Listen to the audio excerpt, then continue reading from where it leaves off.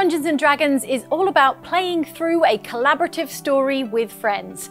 The keeper of that story, the person who will describe new locations, give life to the non-player characters, and take on the role of monsters and other foes during combat, is the Dungeon Master. The D&D starter set has everything a Dungeon Master, or DM, needs to get started. There's a rulebook, a set of 6 dice, 5 ready-to-play character sheets, and the Dragons of Stormwreck Isle adventure. Get ready to guide your players through an epic journey filled with mystery, thrills, and yes, even a dragon. The first step in preparing to run Dragons of Stormwreck Isle is to read the adventure, to get an idea of where the story can lead your players and to better understand the world. You don't need to know the adventure by heart.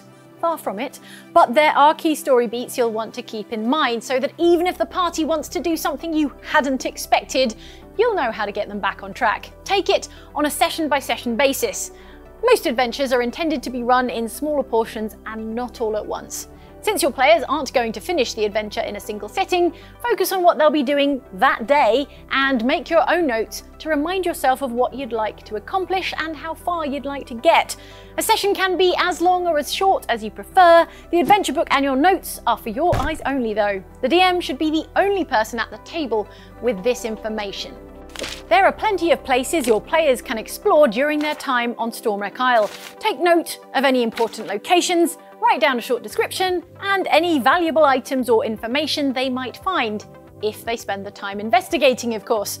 The notes you take are to help you, so tailor them to what you think will help you the most while running. Let's use Bahamut's Temple as an example. This is a location players will likely visit in the first chapter of the adventure, and a key destination for many of the characters' personal goals. We'll touch more on those later. As you can see here, there is a blue box with text.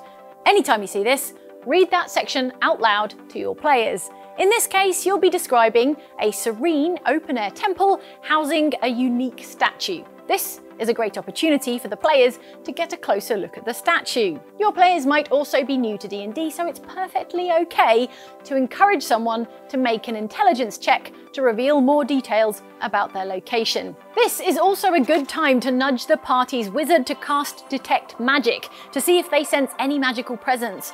Spoiler alert, they definitely will. As the adventure mentions, there is a special effect active in the temple that allows any non-evil creature making a saving throw within the temple to roll a d4 and add the number rolled to the result. That's definitely worth remembering.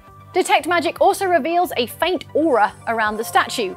Renara, the leader of Dragon's Rest, is the only person who knows why this effect is in place, which brings us on to the next thing you'll want to take notes on. Throughout the campaign, your group will meet plenty of non-player characters, or NPCs, and some will have useful information to help your players. Make a note of who they are, a little bit about them, and the information they have for your group. If you're feeling ambitious, feel free to come up with a funny accent or unique mannerisms to make your characters really come alive. You'll want to get especially familiar with Renara, as she is a pivotal character that players will likely meet in their first session and continue to interact with throughout their adventure. Make note of her appearance and some of her motivations, such as how she'll become friendly towards players if they help the cloister in some way. She's also a great safety net for you to use if your party happens to be defeated in combat, so you'll want to find ways to endear your group to Renara, and maybe vice versa. If Renara has any key information that players can discover by asking the right questions, that's worth noting too. Consider the ways Renara has settled herself on Stormwreck Isle.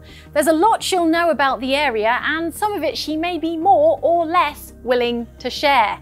How does she feel about the inhabitants of her cloister, or how the party has treated her? If a detail is particularly important for the players to know, it will usually be called out. Highlighting or using sticky notes can be a great way to bookmark critically important information. Such information can come up in casual conversation with Renara. For example, she might be forthright about the blessing of Bahamut with a party who's been good-natured. However, a group that's been rude to her or her cloister might require a character to make a charisma check to reassure them that they mean well. Ability checks are a huge part of any campaign, and we have another video that details exactly how these work. Now things are heating up. In an adventure like Dragons of Stormwreck Isle, each creature has their own stat block. A stat block has all the information you need to take on the role of that NPC in combat or otherwise. Just because a creature has a stat block doesn't mean combat is inevitable or even likely. For example, Renara, an NPC meant more as a benefactor and quest giver, has a stat block because you never know if you might need it. Let's take a look at the stat block for a zombie, the first foe your players will come up against in Dragons of Stormwreck Isle. Looking at this, we can see each zombie has 22 hit points, which means they can take a total of 22 points of damage before they are defeated. Their armor class is 8, which means if a player tries to attack them and rolls a total of 8 or higher, the attack is successful. Another bit of key information that you might want to add to your notes is that zombies have something called Undead Fortitude. This means if they're reduced to 0 hit points, they have the chance to make a saving throw to remain at 1 HP instead. This is the sort of information that is important to know as the DM, but you will want to keep secret from your players. They'll have fun trying to figure out why a zombie they bested keeps getting back up on their feet, and you can have fun narrating what this looks like. The D&D starter set comes with 5 ready-to-play characters, and before sitting down at the table to play the first session, you'll want each player to choose their character and get familiar with their character sheet. These 5 characters are the only 5 that you don't control as Dungeon Master, but it is useful for you to know about them too. Although the character sheets are already filled out, there is plenty of opportunity for players to add their own quirks and traits, so chat with your players first and see what they have planned for their characters. Each of these characters have their own personal goal that they're hoping to accomplish on Stormwreck Isle. Take a look at those and make notes on what each character is hoping to achieve and what would lead them to achieve it. You can find this information on each character sheet and outlined in the adventure book under individual quests. As with all aspects of Dungeons and Dragons, it is a collaborative storytelling experience, so no one person is responsible for being the keeper of all information, not even the DM. Players each have their own character to look after, and everyone can help each other to remember important information while you play.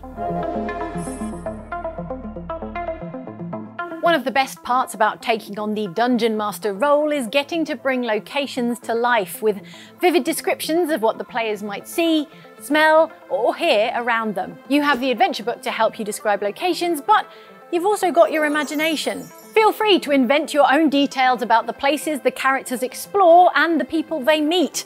When playing Dragons of Stormwreck Isle, you will find key locations also have accompanying maps.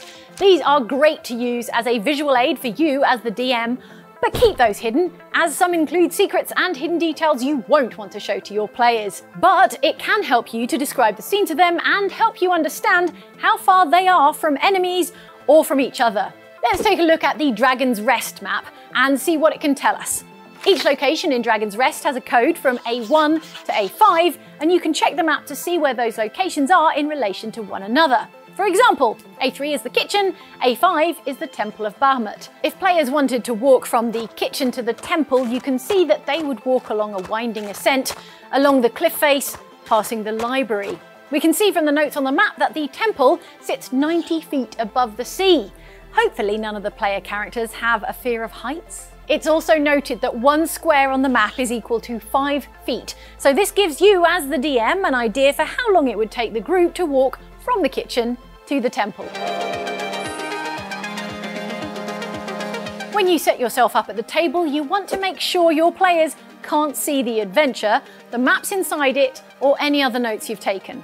Having a folder or notebook to keep your sheets in can help keep them both secret and safe. Keep the rulebook somewhere easily accessible to all players, especially the spellcasters, as that booklet includes descriptions of all the spells. The more you play, the more you'll get a feel for what works for you and your group. Remember, this is a collaborative game. You're all working together to create a unique and exciting story. So don't worry about being perfect or memorizing every rule. No one will remember if you had to look something up or how long it took to determine the outcome of a player's actions. The most important rule is to have fun.